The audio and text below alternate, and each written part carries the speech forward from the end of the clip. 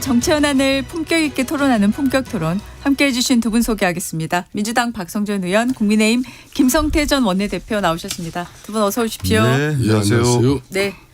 시간은 어느덧 지방선거 이제 D-37까지 왔더라고요. 오늘 보니까. 자, 국민의힘이 어제 대구시장 후보로 추경호 의원을 이제 확정했습니다. 예. 그리고 그 전에 무소속 출마 여부로 관심을 모았던 두 분이 다 하지 않겠다라고 이제 정리가 됐잖아요. 이제부터 그러면 이제 선거 운동 신발끈 꽉 조여 매는 건가요? 그렇죠. 이제 그나마 보수의 심장이라고 일컬어지는 대구에서 무소속 후보와 그리고 국민의힘 후보 간에 막판 경합은 뭐 예상할 수 있었겠지만은 결국은 후보 단일화가 이루어질 것이고 제가 볼 때는 대구시장 선거에서 역사상 민주당에서 가장 최강의 최적의 후보를 지금 이제 냈지 않습니까? 김부겸 전 총리라는 카드. 네. 뭐 상당 보수 진영에서 봐도 정말 저 이상 좋을 카드가 없는 거죠. 뭐 그런 측면에서 이 보수 진영이 크게 결집을 해도 지금 상당히 어려운 싸움이 될 수도 있는데 여기서 한 사람 무소속 한 사람 뭐 국민의힘 이러면은 사실상 상납하는 거나 마찬가지인데 그리고 지난 목요일 날 네. 지난 미국 방문 전에도 이진숙 뭐 당시 후보와 장동혁 대표가 만났지만은 지난 목요일 날도 만난 것 같아요. 만나서 이번에는 아마 이진숙 후보가 본인이 이제 대구시장을 잃어버리면은 보수의 텃밭 다 날아가는데 자기가 진정한 보수를 위한 어떤 그런 헌신과 희생 뭐 이런 부분을 아마 장동혁 대표한테 이야기를 한 것 같아요. 그래서 이제 장 대표는 이제 뭐 추경호 대표, 추경호 의원 뭐 후보 되자마자 또 뭐 보궐선거에 사실상 이번에는 대구 지역이라는 걸 맹시해가지고 중앙 정치에서 큰 역할을 해달라. 뭐 이렇게 나가는 게 결국은 다 미리 예고된 막 그런 상황 아니겠나 보고 있습니다. 네.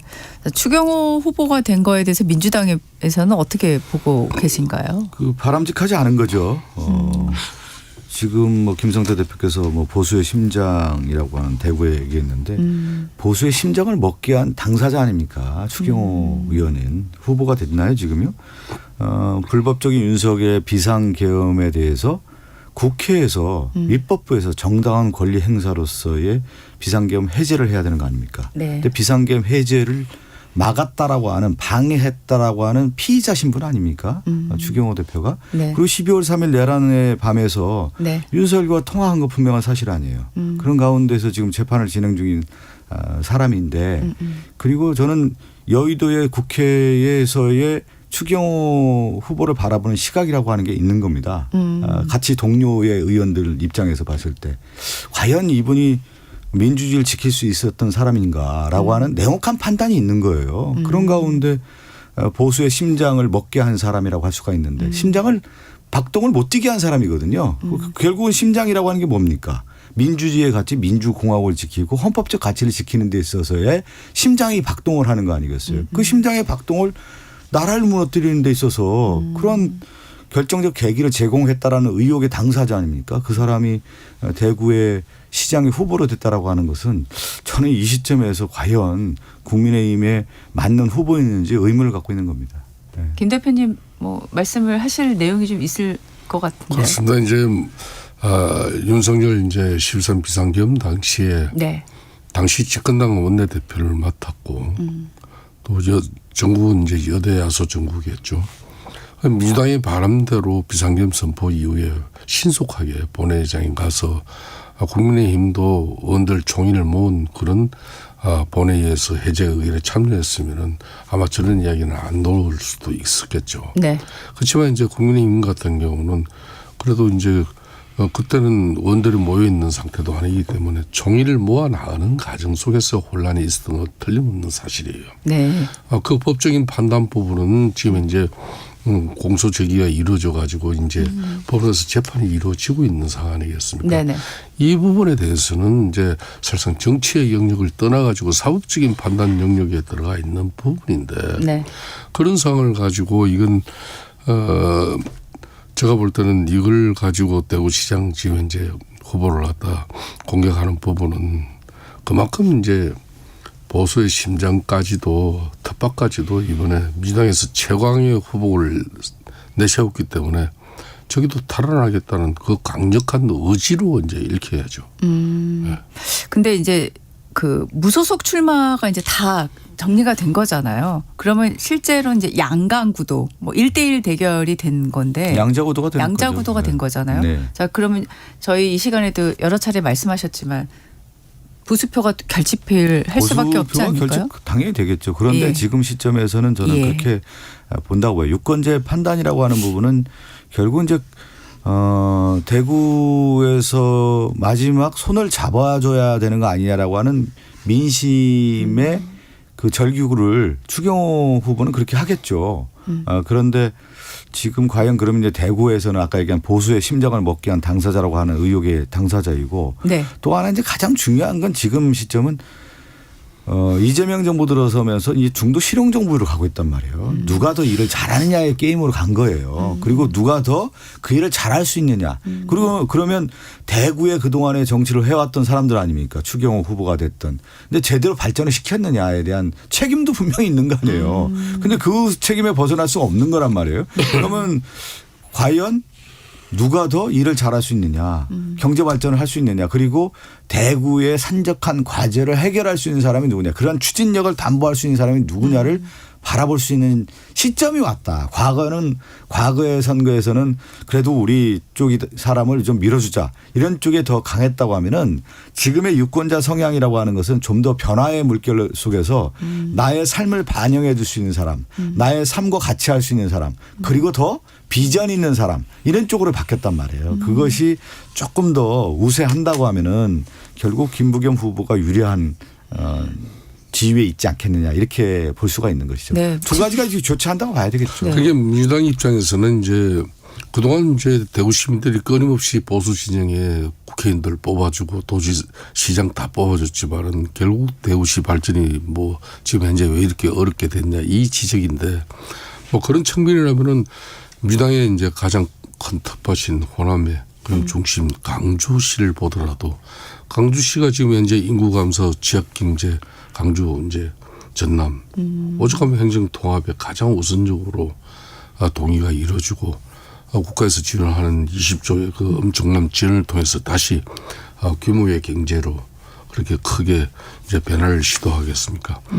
그런 측면에서 이 문제는 이제 정치적으로 평가하기보다는 이제 추경호 지금 이제 대구시장 후보 같은 경우는 그동안 오랜 경제 관료였어요. 네. 정치보다는 경제 관료로서 그래도 대한민국이 세계 10위권의 경제 대국이 되는 그 과정 속에서 실무적으로 때로는 책임자로서 그 역할을 다 해온 사람이에요. 그러니까 대구시가 지금 이제 과거에 창하고 번성했던 적도 있지만은 지방이 지금 대체적으로 쇠락하고 있는 그런 네. 부분에 대해서 대구시 경제 발전과 또 대구 시민들의 윤택한 삶의 질을 또 변화시킬 수 있는 그런 관료로서의 오랜 마인드 그리고 국회의원 3선하고 원내대표까지 했다 하면은 정치력도 풍부하기 때문에 저는 이재명 정부하고도 소통을 웬만큼 잘 이뤄내면서 대구 시민들에게 가시적인 어떤 발전을 또 이뤄낼 수 있는 그런 책임자로 보고 있습니다. 네. 발전이라고 하는 경우는 이제 외부 환경에 그러니까 내부의 동력에 의한 발전도 있지만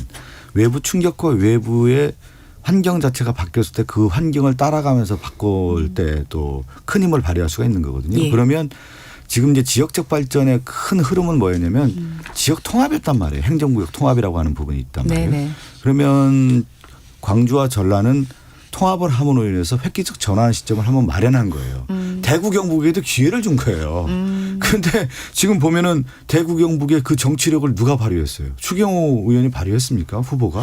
그런 면에서 외부의 환경과 지역의 발전이라고 하는 내부 동력, 씨줄 날줄로서 발전할 수 있는 정치력과 결단력이 필요한 건데 그런 면을 보여주지 못했다라고 하는 것이 아마 한계 이미 보여줬다라고 하는 것이 출발인 거예요. 네네네. 이때 행정구역 통합할 때 전선에 나서야 되는 거죠. 전면에 나서고 이건 우리의 획기적 발전이다라고 해서 결단해야 된다라고 하는 부분을 가지고 정치력을 보여줘야 되는 건데 숨어 있었잖아요.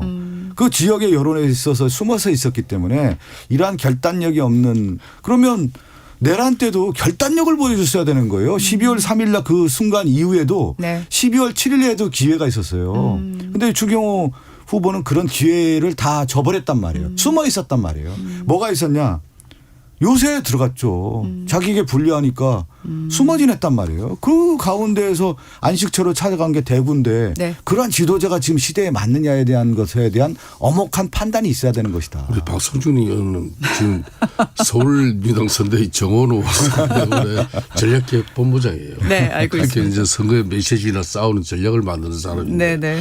어느새 그냥 대구 그냥 추격하고 아니 제가 그래서 말씀을 드리면서 대구 전선도 이렇게 중요하죠. 대구시장 선거의 포인트를 민주당에서 이렇게 강하게 밀어붙이고 아마 선거운동도 어제 개소식도 굉장히 많은 분들이 가가지고 지금 막 하는데 어제 보니까 주호는 어떻게 선거운동을 하실 건지 진짜 궁금해서 어제 이제 네네. 추경호 이제 의원이 이제 국민의힘 시장 후보가 되는 순간 또 이제 민주당 입장에서는 김부겸 이제 시장 후보에 대한 사무실 개소식이 있었잖아요. 그러니까요. 어제 메모도 급이었습니다. 현역 의원들만 어제 한 51명이 참여했죠. 전직 의원들까지 하면 한 70여 명 가까이 돼요. 여기에 문재인 전 대통령도 동영상 보내고 뭐 하여튼 뭐 이렇게 뜨거운데요. 정청래 어떻게 당대표도 해야 포함해가지고 되시는지. 이거는 아마 물량 공세를 앞으로 파격적으로 이제 뒷받침하겠다는 그런 뭐 전의를 보여준 네. 거는 좋지만은 네. 그렇지만 이제 앞으로 김부겸 지금 현재 시장 후보는 정청래 당대표나 민주당 의원들이 대거 그렇게 내려와서 막 아무리 물량 공세가 좋지만은 그런 이제 정치적인 행위 이렇게 하는 모습이 빈번해지면 아마 대구 시민들 그렇지 않아도 지금 이제 국민의힘이 잘못해서 대구 시민들이 화가 나 있는 거지. 지금 민주당이 잘해가지고 대구 시민이 하나 있는 거 아니거든요. 국민의힘 후보에게. 뭐 그런 측면에서 저는 앞으로 이제 추경호 후보의 경쟁력이란 것은 제가 이 양반 이렇게 쭉 정치하면서 네. 같이 뭐 지켜보고 저도 뭐 또 큰 역할도 맡겨보고 이래 해봤지만 예. 책임감이 대단히 강해요. 예. 그리고 관료들이 보면 보통 이렇게 눈치를 많이 보는 어떤 그런 정치를 많이 하잖아요. 그런데 이제 자기 소신과 뚜렷한 의지가 있는 사람이에요. 그렇기 때문에 대구시 발전을 위한 길이면 뭐든지 다 해낼 수 있는 사람이에요. 네. 그러니까 이제 김부겸 전 총리 입장에서는 후보 입장에서는 이진숙 후보가 끝까지 완주를 해주고 뭐 추경호 당선 후보 서고 이렇게 3파전 갔으면 참 좋았을 건데 어제부로 그 꿈은 다 깨졌습니다. 저 김성태 대표님이 정확하게 말씀하신 것 같아요. 네. 이제 대구시장 선거는 어제가 이제 사무실 개소식 안 했습니까? 김부겸 후보. 네. 그럼 비포 애프터가 달라진다고 봐요. 그 전에는 김부겸 후보를 위한 전폭적인 지원이라고 하는 부분에 있어서의 이제 개소식의 분위기 그 이전까지 분위기를 만들었다고 하면은 어제 이후 오늘부터는 뭐냐면 김부겸 후보의 개인기 거기에 이제 승부를 걸어야 되는 것이죠. 지역민들과 호흡하고 또 네.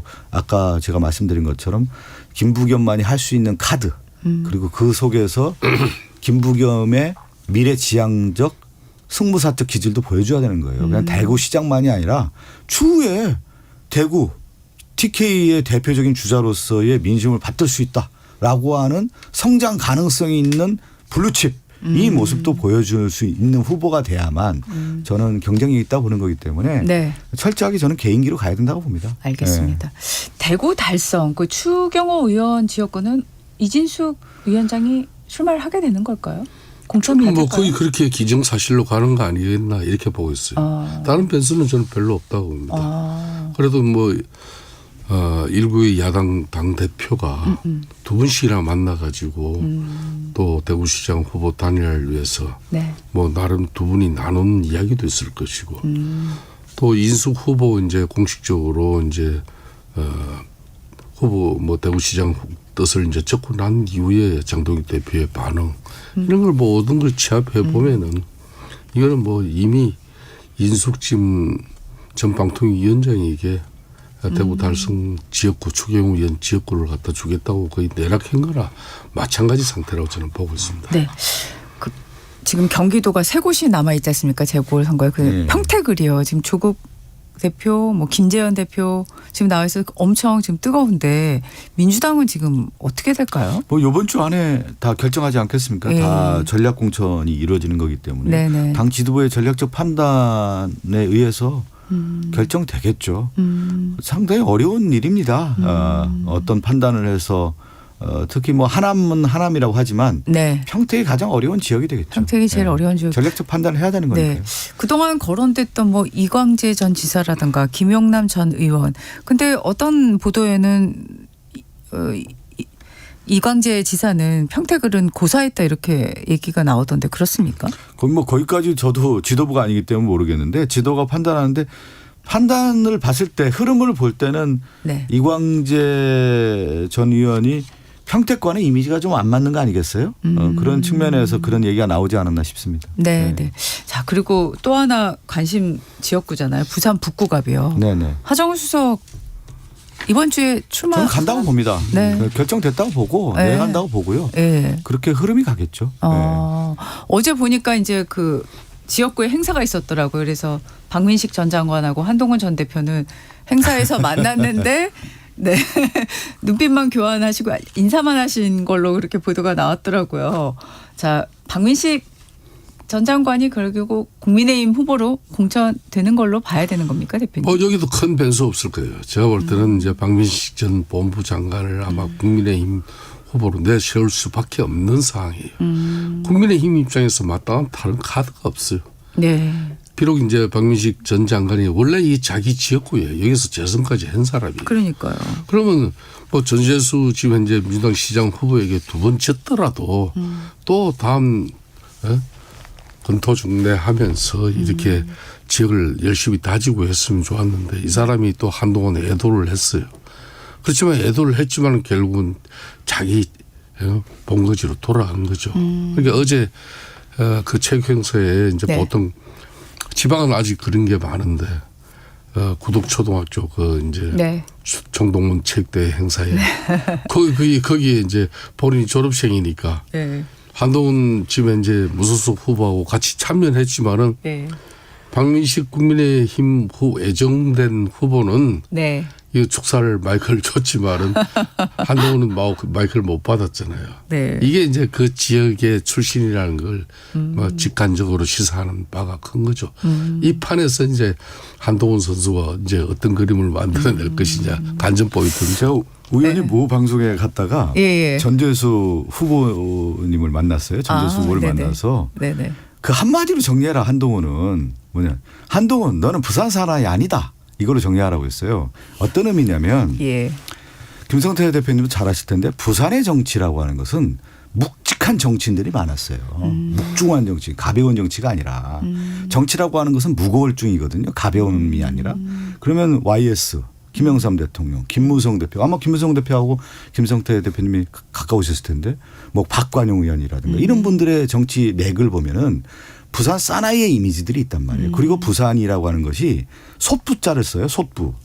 우리나라에서 소치라고 하는 의미는 풍요의 의미도 있지만 따뜻한 온기의 의미란 말이에요. 너무 잘하시네. 그래 부산이라고 하는 온기의 의미인데 한동훈 대표는 냉기의 의미란 말이에요. 냉기가 흐른단 결국 말이에요. 저렇게 또 이제 비판으로 이어지는 거야.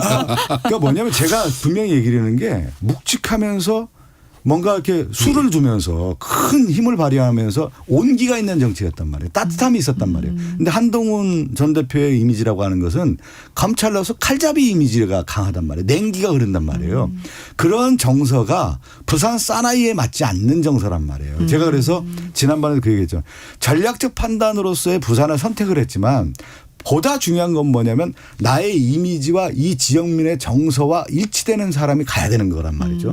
정치적 계산으로만 갔단 말이에요, 이게. 그래서 저는 앞으로 선거하면서 상당히 어려울 겁니다. 이런 예측은 제가 흐름은 잘 봅니다, 대표님. 지금 결론은요. 네. 우리 박 의원님 저 이제 주장은 네.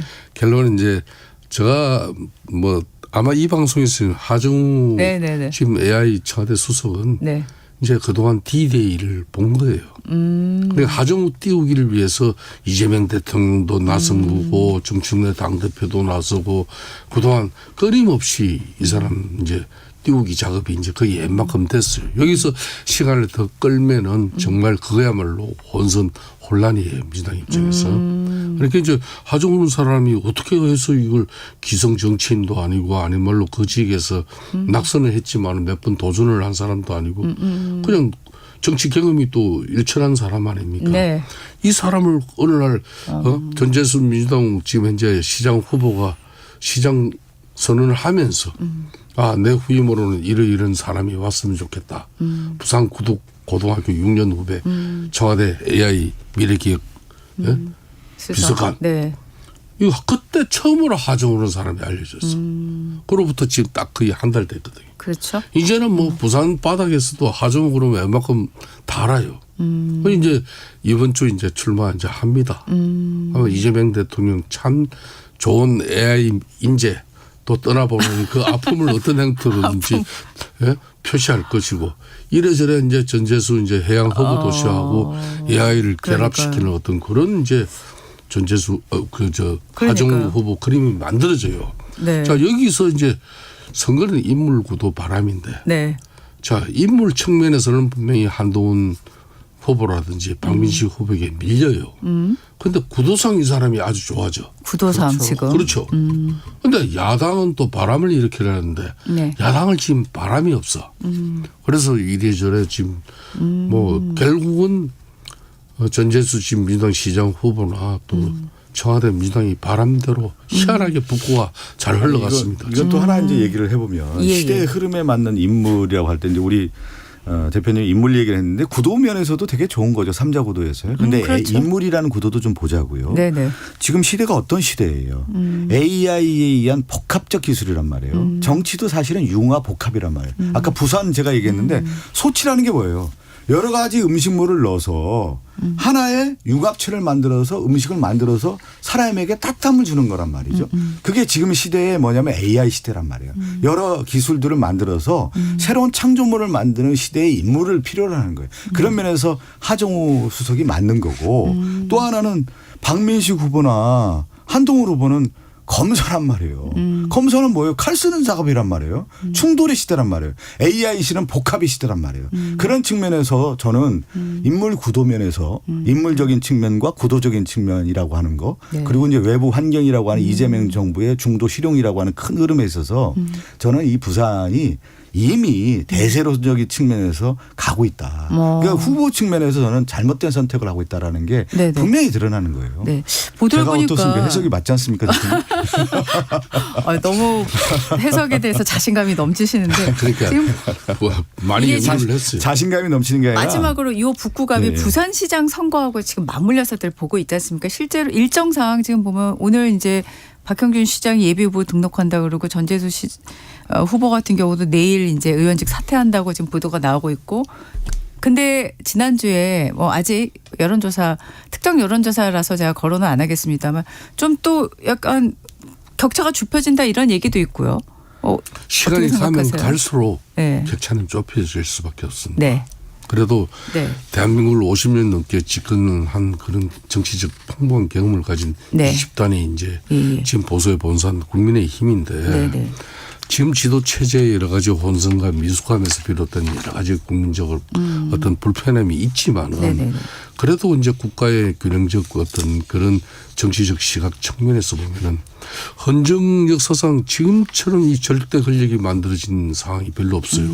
그러면은 지금 현재 민주당이 지금 현재 여대 야수 정부의 절대적인 입법 권력에다가 네. 또 작년에 이재명 대통령의 행정 수반 권력 거기도 실질적으로 지난번 사법 3법 이런 거 완성을 통해 가지고 실질적으로 누가 사법부가 완전하게 독립된 어떤 그런 뭐 민주주의 국가로 이렇게 갈 수 있다고 봅니까? 지금 상당한 우려를 하고 있거든. 네. 여기에 6.3 이제 지방선거마저도 민주당의 손아귀에 다 들어가 버리면 이거야말로 이제 절대 권력이 완성되는 거예요. 거기에 대한 국민적 우려와 견제가 분명히 있습니다. 네. 이 우려와 견제를 국민의힘이 잘 받을 수 있도록 당을 변화 자정시키고 또 우리 후보들이 수구직이고 또 뭐 흔히 말하는 윤의견이라든지 이런 부정선거 음모론자 그 사람 등에 올라타가지고 선거운동을 할 생각하지 말고 예. 합리적이고 객관적인 그런 보수의 가치를 가지고 제대로 된 선거운동을 하면은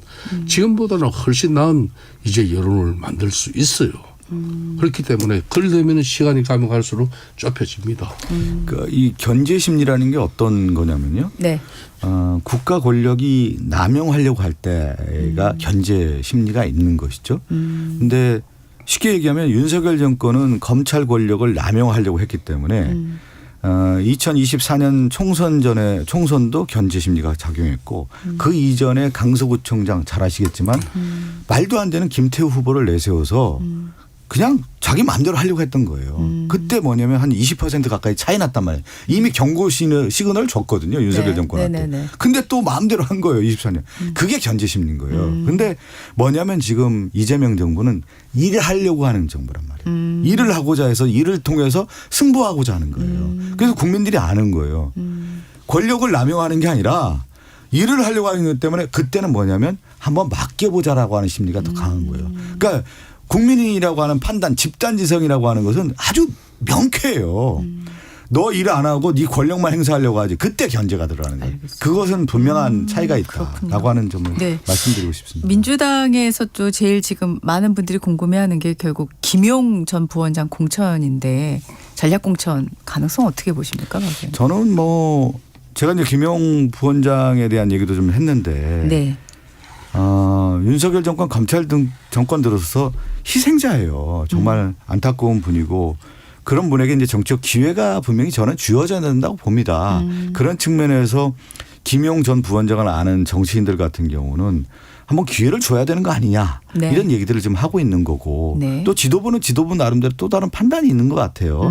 그것이 이번 주에 이제 결정이 날 텐데 네. 저도 좀 지켜보고 있습니다. 지켜보고 네, 있다. 네. 네, 김성근 대표님 지금 김용 전 부원장이 나오냐 안 나오냐에 따라서 국민의힘도 상당히 좀 대응을 달리하실 것 같은데 지금 사실 어떤 생각을 국민의힘에서 지금 갖고 대체로 있습니까? 뭐 객관적으로 보면은 네. 민주당이 이제 집권당으로서 이제 이 공천을 가지고 정말 독단적이고 전횡을 일삼으면서 국민들 눈살을 찌푸리는 어떤 그런 이제 상식적이지 못한 막 그런 공천이나 지방선거 이런 전반적인 분위기가 나와야 되는데 아마 이 김용진 현재 전 민주연구원 부원장 이 사람 공천 문제를 결국은 민주당이 어떻게 판단할 건지 여기에 저는 상당히 앞으로 6.3 보궐선거에 판도에도 영향을 준다고 봅니다. 그런데 국민들 상식으로는 이재명 뭐 대표의 당시 대통령 최측근으로서 대장동 개발 특혜 그런 의혹과 관련된 불법 정치자금 그런 수수 혐의로 가지고 1심, 2심 다 5년 실형을 받았단 말이에요. 그렇습니다. 지금은 보석으로 잠시 네. 나와 있는 사람을 갖다 그걸 저희가- 갖다 보궐선거에 공천을 준다? 그 판단하셨어요. 그냥. 네. 2부에서 이야기 조금 더 이어가겠습니다.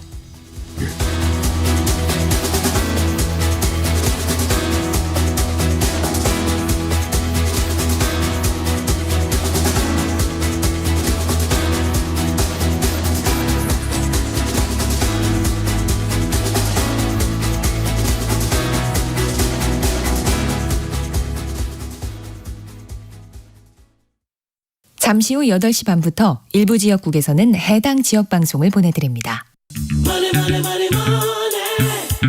환율은 흔들리고 주식은 요동치고 한 치 앞도 보이지 않는 시장. 이럴 때 경제쇼는 당신의 확실한 이정표가 되겠습니다. 복잡한 수치 너머의 숨은 흐름을 읽고 당신이 가야 할 방향을 분명하게 짚어드리겠습니다. 평일 오후 4시 5분 시장을 이해하는 최고의 선택. KBS 1라디오 경제쇼. 편지 왔습니다.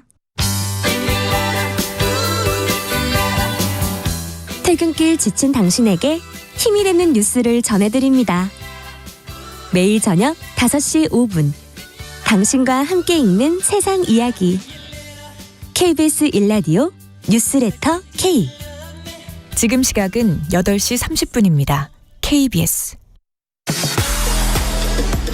정치, 전격 시사, 뉴스, 전격 시사, 인터뷰, 전격 시사, 주식, 전격 시사, 맥락, 해설, 토론까지 다? 다 전격 시사.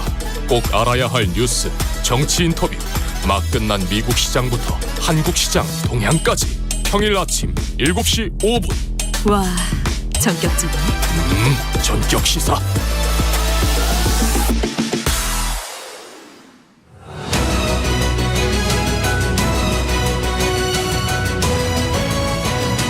본격 토론 민주당 박성준 의원, 국민의힘 김성태 전 원내대표와 함께하고 있습니다. 저희가 김용 전 부원장 공천에 대한 얘기를 좀 하다가 일부를 마쳤는데 사실 많은 분들이 그 김용 전 부원장이 공천이 되면 국민의힘 입장에서는 상당한 공격을 하지 않겠느냐라고들 예상을 하고 있거든요. 그렇지 않습니까?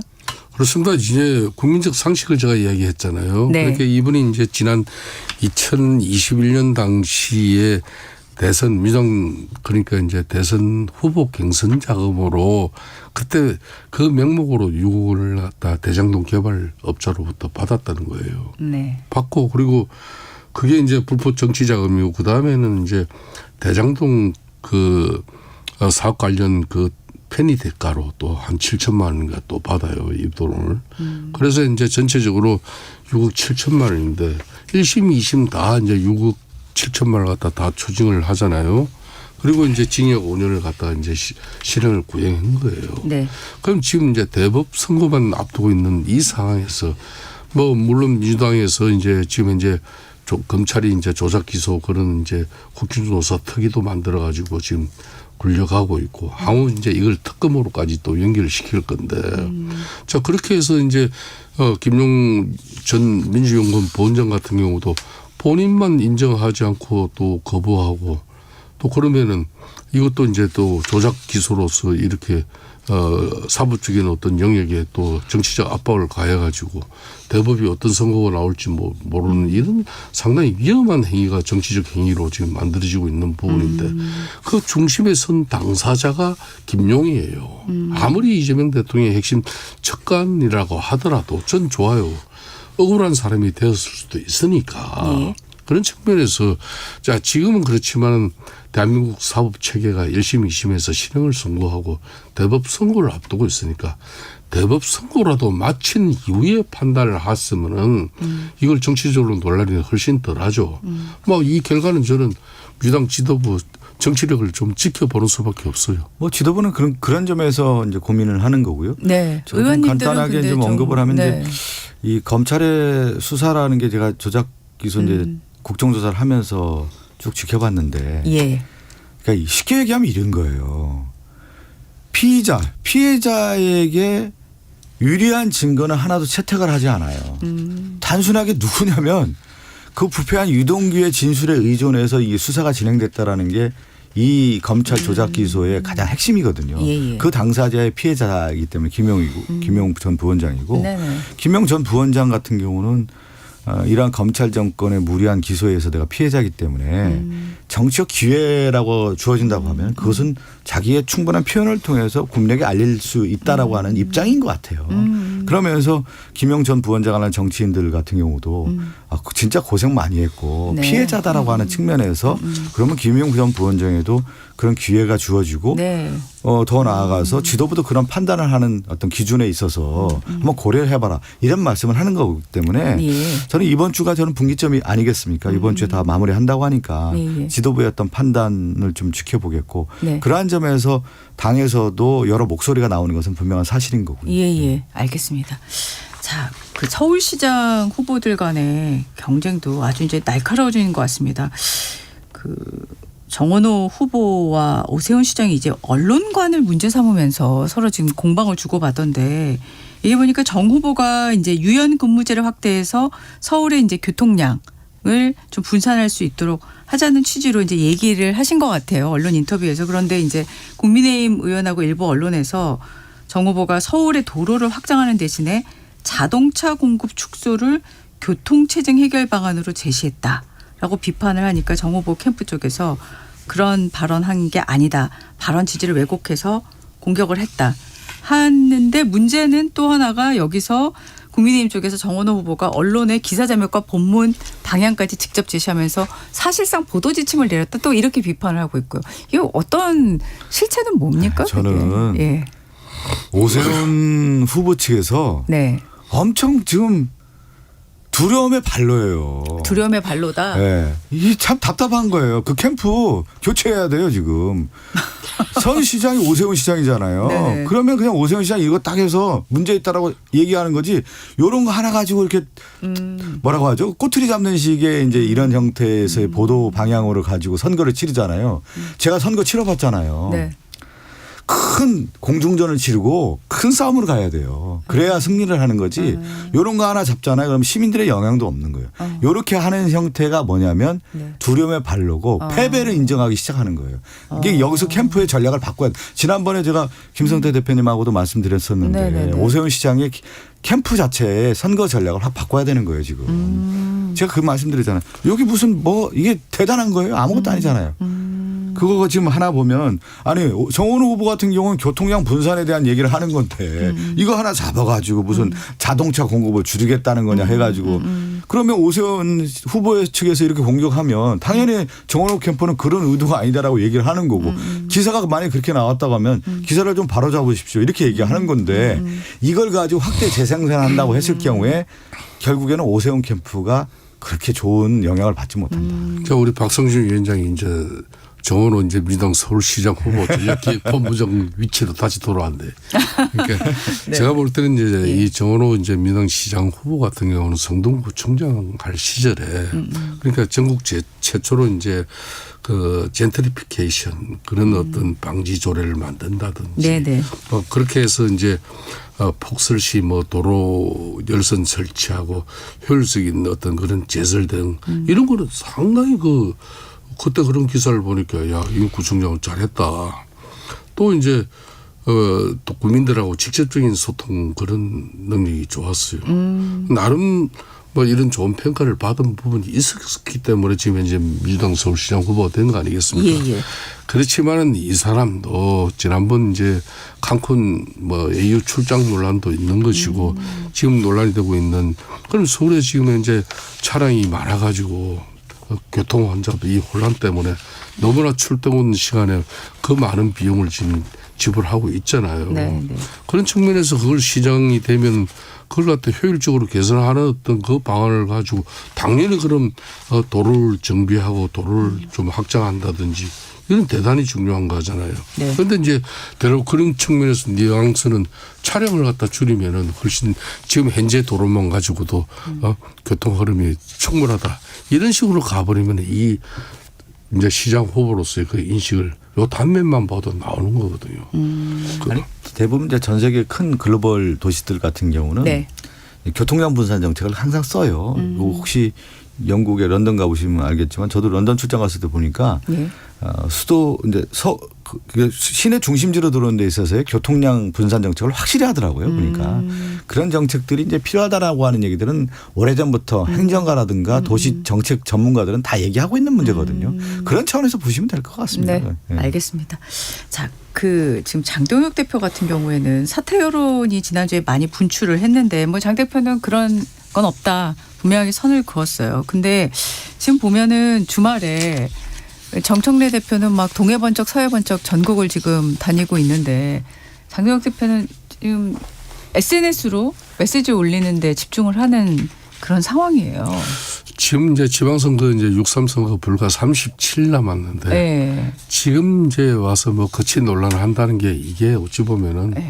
별 의미가 없습니다. 지금 현재. 저는 그런 측면에서 이제 당내 갈등이라든지 그 논란은 이제 빨리 하루라도 빨리 수습하고 장동익 대표 입장에서도 끊임없이 이제 갈등이 양산되는 어떤 그런 측면에서의 당대표로서의 어떤 메시지나 또 분위기 이미지 이것보다는 처음이라도 통합의 리더십을 보이는 게 더 중요하다는 것이고 저는 그런 측면에서 이제 좀 뭔가 당이 그래도 우리 지방선거 후보들에게 자신감을 가질 수 있는 변화된 당대표의 이미지 하루도 빨리 이제 피력해야 돼요. 네. 피력하고 당 내적으로도 장동혁 대표 지도력에 대한 또 리더십에 대한 많은 불만과 또 그런 갈등이 지금까지 있다 하더라도 이걸 뭐 더 이상 정폭시키지 않는 그러니까 선거 때는 부모 형제 때려지긴 왼수 아니면은 다시 손잡고 하나로 가야죠. 그러니까 부산 북구갑 같은 경우도 네. 저 구도상 사실상 이대로 가버리면은 예.